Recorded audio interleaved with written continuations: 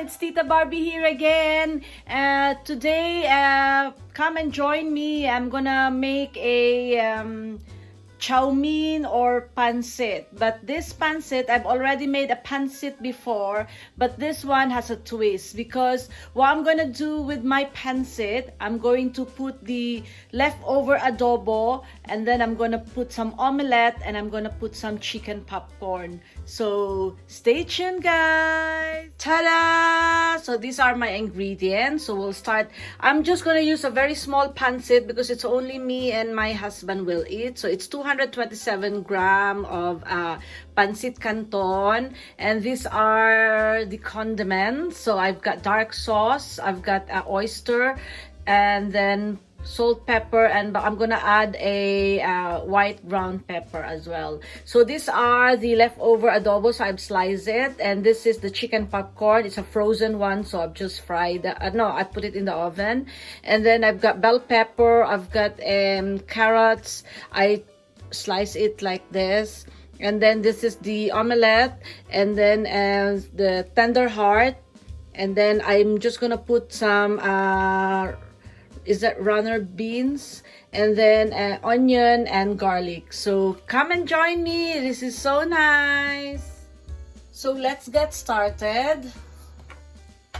So this is I'm using the cast iron casserole. So this is my first time to use this for pancit because I normally use the wok. So hopefully I know these, hopefully because the water, I don't really know this yet, but hopefully it will be okay for our noodles. And it's really good. I find this cast iron is really good. The heat is distributed evenly, so that's why we bought this one.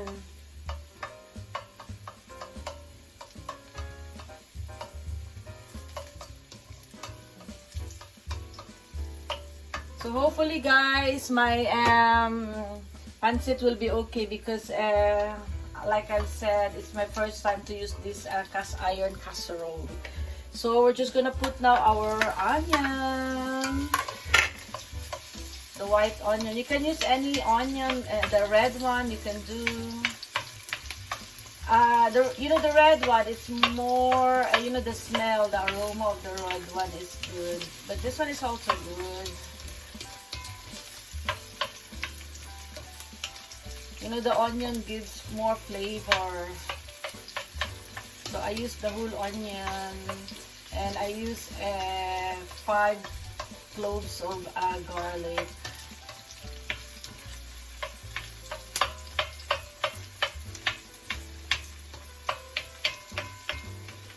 So we've used this cast iron the other day, and it was so good. So hopefully for our pancit as well.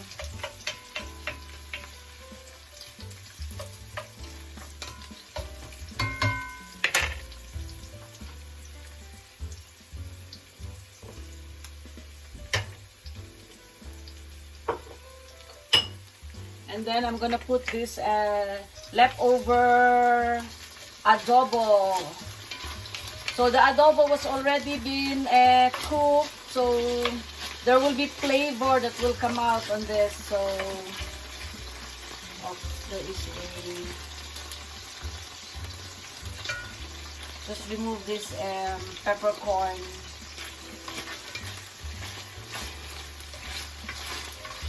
My goodness, the smell is so nice. In cooking, guys, it doesn't mean that you have to follow by the book. You can make your own. You can experiment. And later on, at least we have food already on the table. We're just gonna have a lazy Sunday afternoon, and then tomorrow back to work. So I just removed the peppercorn. I removed already some earlier, but there's loads still, so we don't want peppercorn on our PANCIT CANTON.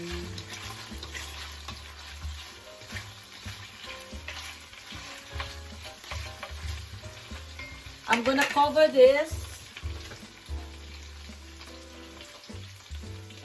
come back. We'll see. My goodness, the smell is so good. So it's time to add our veggies. I'm just gonna put this on the table. Actually, guys, you can steam the veggies, but I prefer to stir fry the veggies.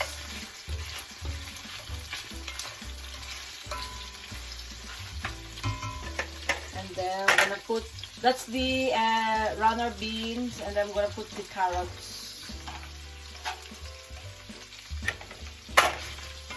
So our pancit will be very colorful. So just few minutes, we're gonna cover this and we'll put some of our ingredients. This is so heavy, but the cooking is so good. So we're gonna check. Ooh, good.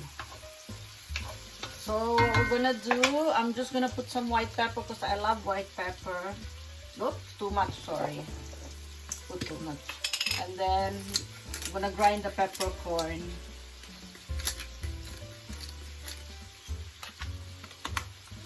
And a little bit of salt.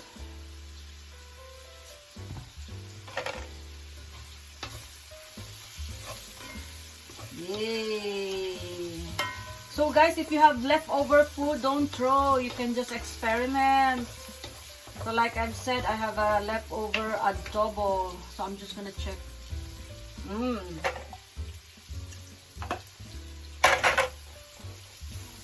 Put now the bell pepper.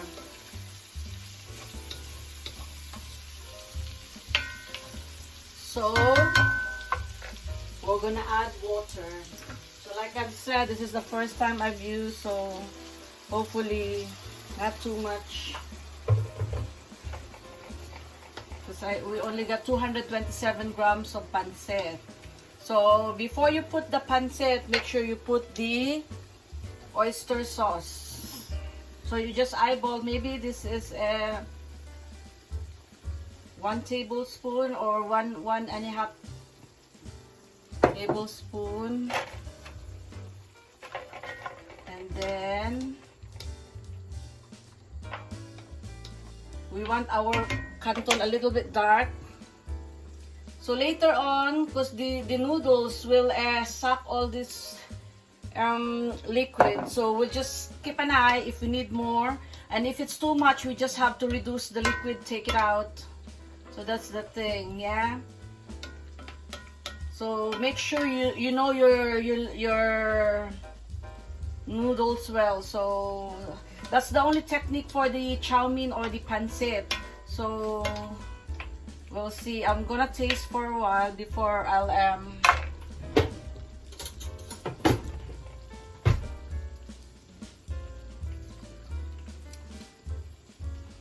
I think we need more.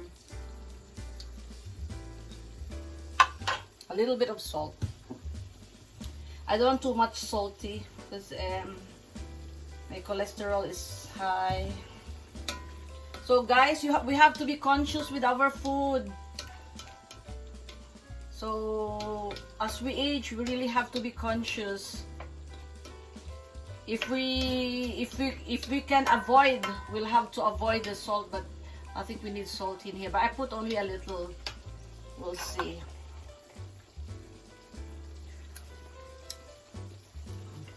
My goodness, it's nice. So we're gonna put now our noodles. 227 grams.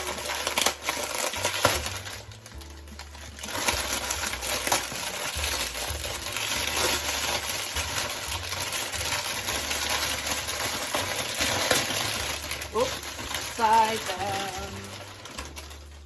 There you go. Hopefully, oops.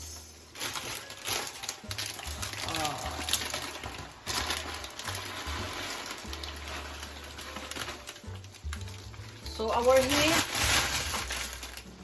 I think we're okay with our heat. No, it's I'm gonna load. Yeah, medium. So we need a back up. There you go. I need a help. So this is what you do. You have at least two to help. And then the heat is so low now. Not very low, but I would say medium.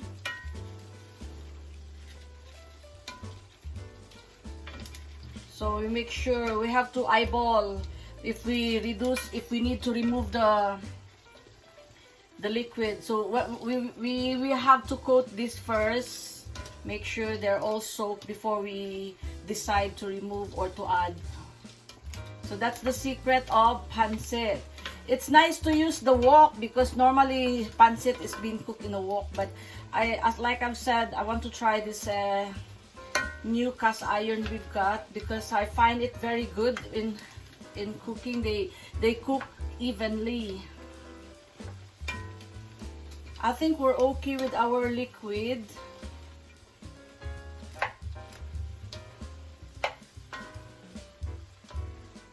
Or more, we'll have a look.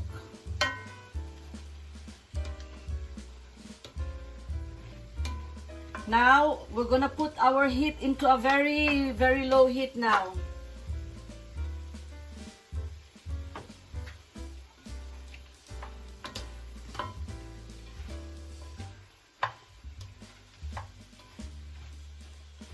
Yes, so for me, I find it a little bit too dry, so I'm just gonna add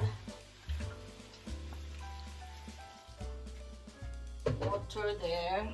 You know, the water I've added is a hot water so that it would be easy. And then this is it. I think this is okay. I'm not gonna add more seasoning or anything or any. But what I'm gonna add, because I love pepper, I'm gonna add the whole black. I'm just gonna grind.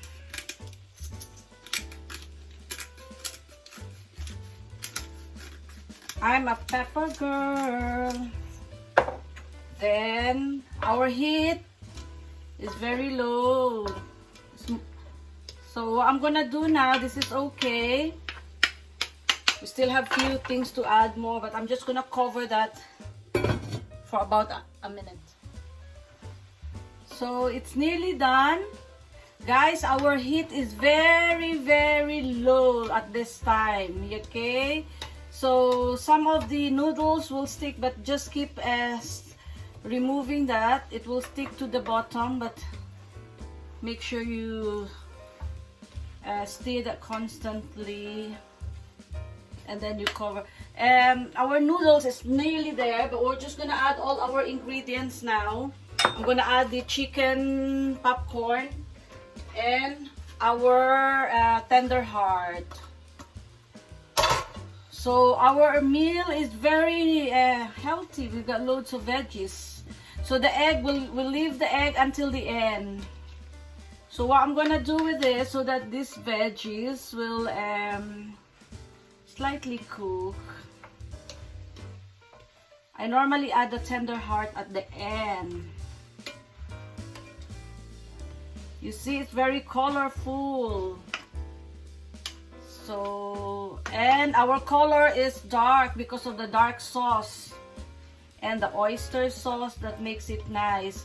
You have to remember when you do your pancit or the chow mein, you always add the oyster sauce. That makes your pancit more nice. So I'm just gonna cover. The heat is very, very low now. I'm just gonna cover and then we're done. Maybe we'll leave it for a minute. Our pancit is done. So I'm just gonna put the egg for the topping, okay? Oops. This is our egg on top. And then we'll leave this one. I've turned off the heat. We'll just leave it and then ready to serve. See you in a... Ta-da! So this is now our finished product, the PANCIT CANTON or the chow mein. So it's really good, loads of veggies, and this is the spring roll I made yesterday. So like I've said, it's best to make ahead of time, and then you just get it and fry it. And you see, so tonight we will not cook, so we've got food already on the table. So whoever wants to eat, but it's only me and my husband will eat this one. So yummy, yummy, bon appetit. So it's taste test time. So I've got my Coke Zero. And by the way, I've got this straw, a recyclable straw. So I just bought it very cheap. 4 of them for only £3 in TK Maxx. And then I've got our chow mein. I just used the paper plates. Jeannie's still doing the bike. Is there, because he loves to bike on a weekend. So we'll see.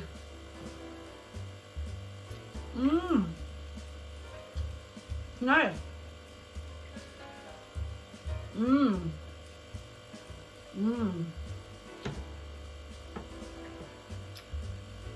So if you have leftover food, don't throw. What I did, if I have leftover food, I put a cling wrap, I put it in the fridge, and then you can recycle the food. It's like a birthday. And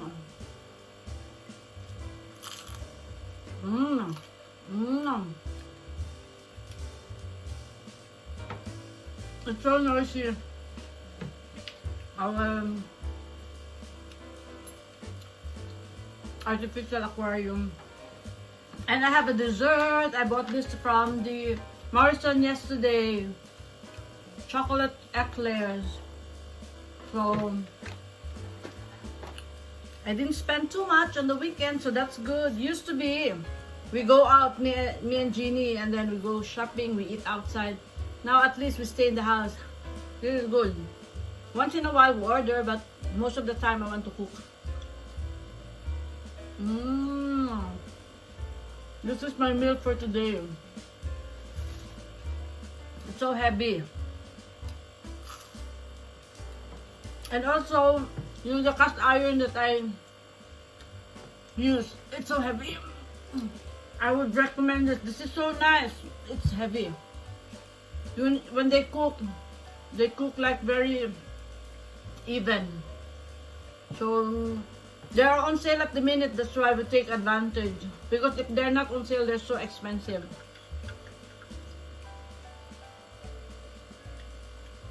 So I'm helping the environment. Most of my straw here are recyclable. So, but if I have visitor, I'll just use the disposable, but it's paper. Because this straw is a personal straw.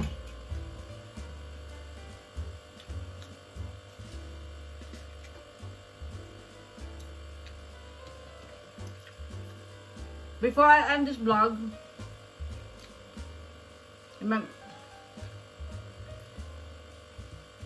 I hope you learned something from it today. So our food doesn't mean that it could be perfect. It should be perfect. We can recycle the food, and you know that if you recycle, it's more, the taste is more better. So if you have like adobo or chicken, usually the chicken, it's not good to recycle, they said. But the pork, you can recycle that one. Just cover it with cling wrap, put it in the fridge, or you can label it when did you put, so that you will know how many days. And then if it's still okay, then you can use that one. So hopefully you learned something from me today. And tomorrow is another day. I hope we'll have a good week, all of us. And next week is my sister's birthday. Advance happy birthday, sis. So I'm gonna show you some of the desserts that I'm gonna make for her, and I'm gonna show you as well her cake. It's still a sunflower because she likes it, but there will be a twist with my sunflower. So hopefully you stay tuned, you watch for that, and I'll see you all, and thank you for watching. Thank you so much, and God bless everyone. Bye.